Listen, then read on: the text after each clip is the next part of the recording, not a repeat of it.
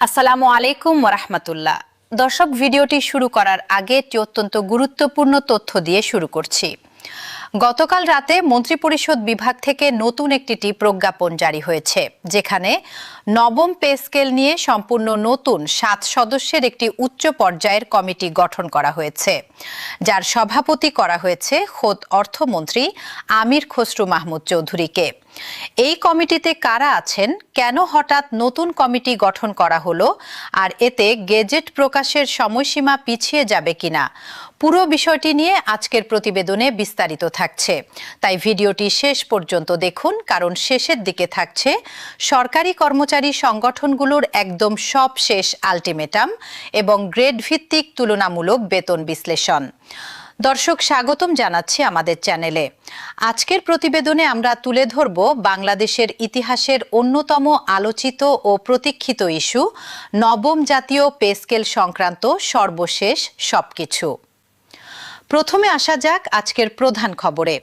সরকারি সূত্র বলছে, গত 9 আগস্ট মন্ত্রিপরিষদ বিভাগ একটি নতুন প্রজ্ঞাপন জারি করেছে, যেখানে জুডিশিয়াল সার্ভিস পে কমিশন 2025-এর প্রতিবেদন পর্যালোচনা করে প্রয়োজনীয় সুপারিশ প্রণয়নের জন্য 7 সদস্যের একটি নতুন কমিটি গঠন করা হয়েছে।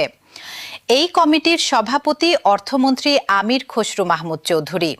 এছাড়া কমিটিতে রয়েছেন স্বরাষ্ট্রমন্ত্রী সালাহউদ্দিন আহমদ, জ্বালানি মন্ত্রী ইকবাল হাসান মাহমুদ, সমাজ কল্যাণ মন্ত্রী অধ্যাপক ডাক্তার এজেডএম জাহিদ হোসেন, আইনমন্ত্রী মোহাম্মদ আসাদুজ্জামান, অর্থ উপদেষ্টা ডাক্তার রাশেদ আল মাহমুদ তিতুমির এবং জনপ্রশাসন ও খাদ্য প্রতিমন্ত্রী মোহাম্মদ আব্দুল বারী।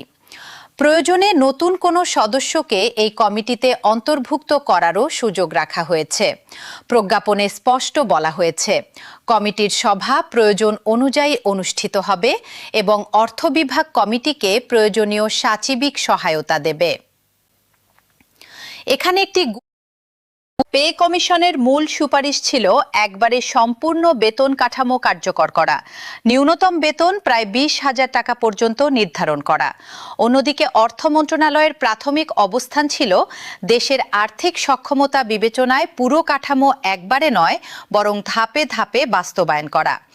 জুন মাসে বাজেট ঘোষণার সময় সরকারের পক্ষ থেকে 3 ধাপের একটি রূপরেখা সামনে আনা হয়েছিল, যেখানে প্রথম বছরে মূল বেতনের একটি অংশ, দ্বিতীয় বছরে বাকি অংশ এবং তৃতীয় বছর থেকে সব ধরনের ভাতা ও সুযোগ সুবিধা কার্যকর করার কথা বলা হয়েছিল। তবে সরকারি কর্মচারী সংগঠনগুলো শুরু থেকেই এই ধাপে ধাপে বাস্তবায়নের বিপক্ষে অবস্থান নিয়েছে।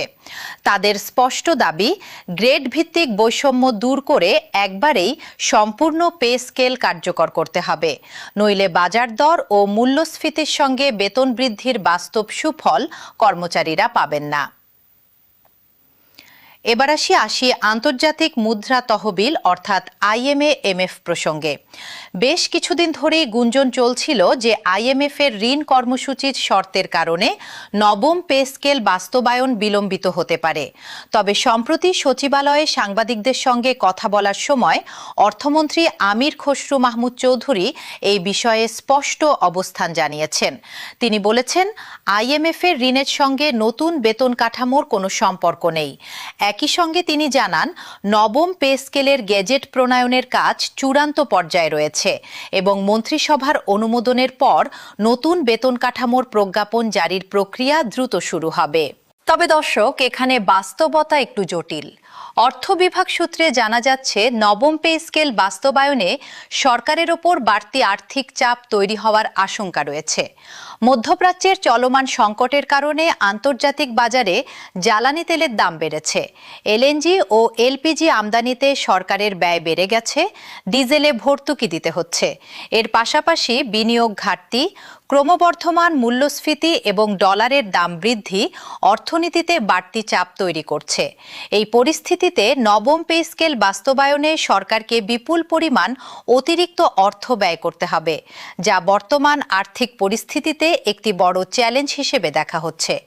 তবে সংশ্লিষ্ট সূত্র বলছে, এই চাপ সত্ত্বেও পে স্কেলের কাজ থেমে নেই, বরং এগিয়ে নেওয়া হচ্ছে।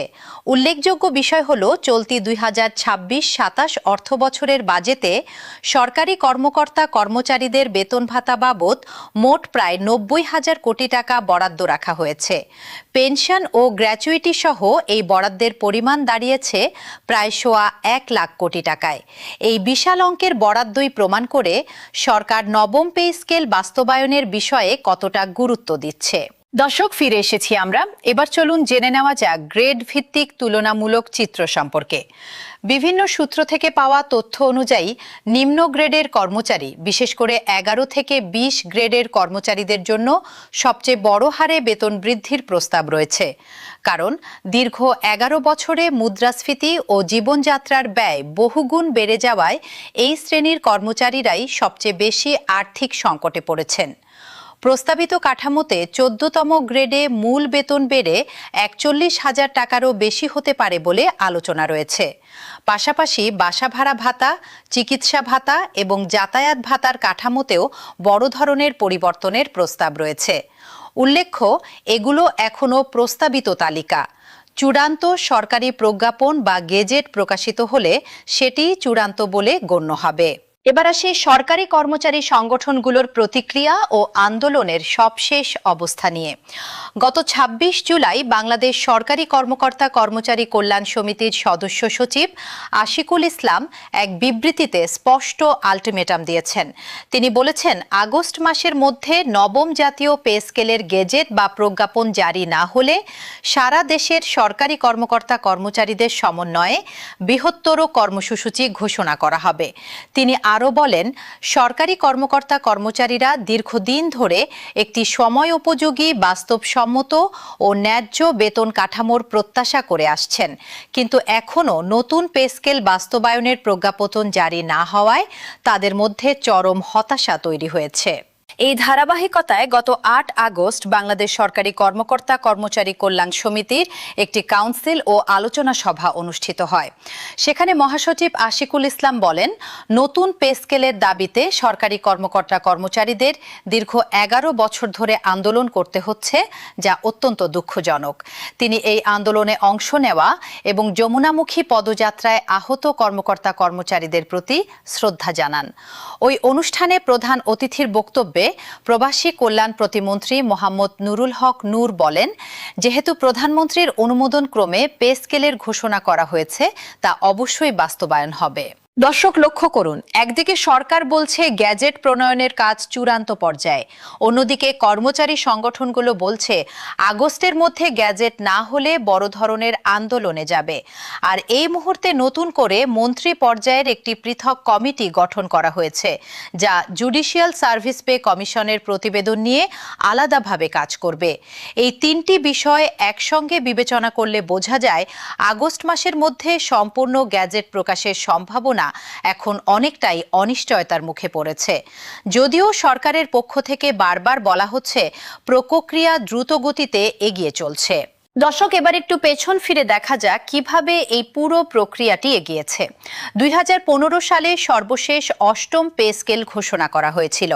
এরপর গত 11 বছরে দ্রব্যমূল্য, বাসা ভাড়া, শিক্ষা ব্যয়, চিকিৎসা ব্যয় সবকিছু কয়েক গুণ বেড়েছে, কিন্তু বেতন কাঠামো সেই অনুপাতে বাড়েনি।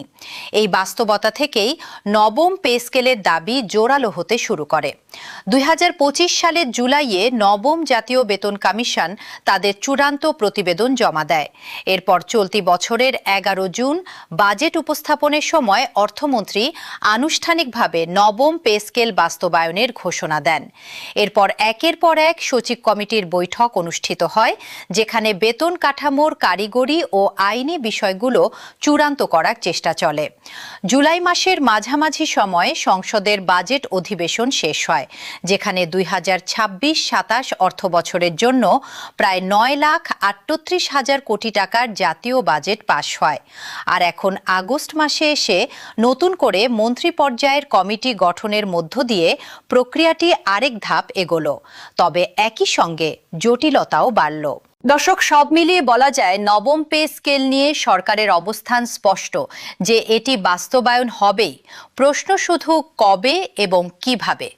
একদিকে প্রায় 22 থেকে 23 লাখ সরকারি কর্মচারী দীর্ঘদিন ধরে অপেক্ষায় আছেন, অন্যদিকে সরকার আর্থিক সক্ষমতা ও আন্তর্জাতিক পরিস্থিতি বিবেচনায় সতর্কভাবে এগোতে চাইছে।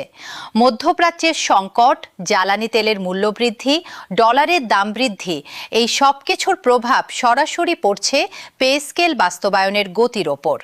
আমরা এই বিষয়ে প্রতিটি নতুন আপডেট নিয়ে নিয়মিত আপনাদের সামনে হাজির হব, তাই চ্যানেলটি সাবস্ক্রাইব করে রাখুন, পাশের বেল আইকনে ক্লিক করে নোটিফিকেশন অন করে দিন, যাতে নবম পে স্কেল সংক্রান্ত যে কোনো নতুন আপডেট সবার আগে পেয়ে যান।